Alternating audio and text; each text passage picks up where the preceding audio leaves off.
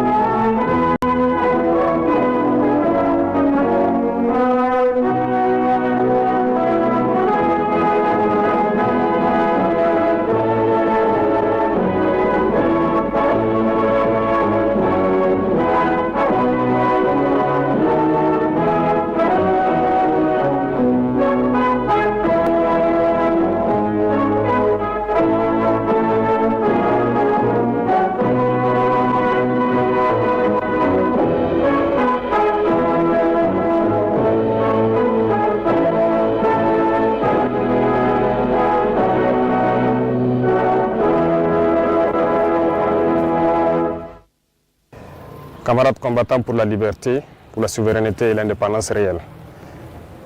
C'est un immense plaisir aujourd'hui de prendre la parole à l'orée donc du 11 décembre, date qui consacre la fête de l'indépendance de notre chère patrie. Nous remercions Dieu d'être les artisans aujourd'hui de cette indépendance réelle. Nous prions également pour que tous ceux qui ont été blessés physiquement et psychologiquement dans ce combat puissent recouvrer la santé. Prions Dieu pour le repos des âmes de ceux-là qui ont combattu au sacrifice de leur vie pour que notre nation puisse rester et demeurer.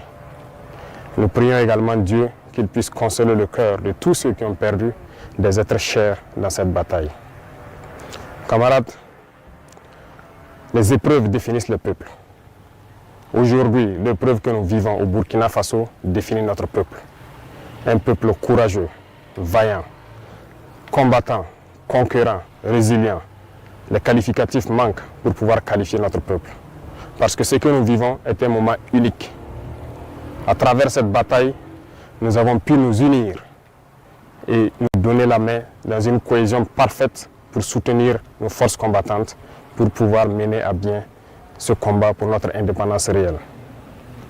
Voilà pourquoi je tiens à rendre hommage au peuple qui a compris le sens de notre message et qui contribue de manière volontaire à l'effort de guerre et aussi à travers les taxes et les prélèvements que nous faisons sur les activités au quotidien. Merci au peuple qui a compris l'essence de notre combat et qui permettent aujourd'hui aux forces combattantes d'être bien équipées, bien formées. Nous poursuivrons dans ce sens pour que nous puissions monter en puissance au niveau de l'armée, construire une armée forte et pouvoir donc équiper cette armée comme il le faut. Il n'y a aucun développement, aucune paix possible sans une armée forte. Voilà pourquoi nous devons rendre hommage à ceux-là qui ont tout sacrifié pour que nous puissions être là aujourd'hui et parler de Burkina Faso. Nous continuerons à les équiper, à poursuivre notre reconquête, à continuer à mailler notre territoire de sorte que la consolidation de tous ces acquis dans le combat soit une réalité et soit effective.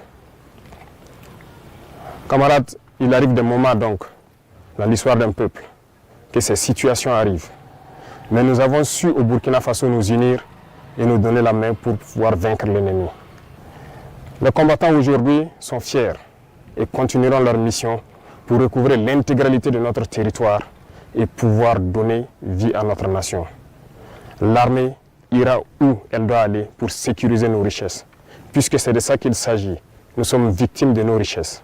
Ces richesses que les impérialistes veulent, coûte que coûte, reprendre en main et nous maintenir dans notre esclavage. Nous allons les sécuriser. Et dès à présent, tous les groupements sont instruits de reprendre les opérations de manière active. Au sol comme dans les airs, nous allons traquer ces ennemis de la nation jusqu'à leur dernier retranchement. Plusieurs opérations ont d'ores et déjà commencé et vont s'intensifier. Nous allons les poursuivre jusqu'à leur dernier retranchement et les éliminer jusqu'au dernier. La seule chose qui puisse prévaloir pour qu'ils puissent survivre, c'est qu'ils se rendent à nos différentes forces en déposant les armes et leur logistique. Le cas échéant, combattez-les jusqu'au dernier. Parce que le Burkina Faso n'abandonnera jamais. Le Burkina Faso n'abdiquera jamais. Le Burkina Faso va combattre. Nous sommes un peuple fier, combattant, guerrier et digne.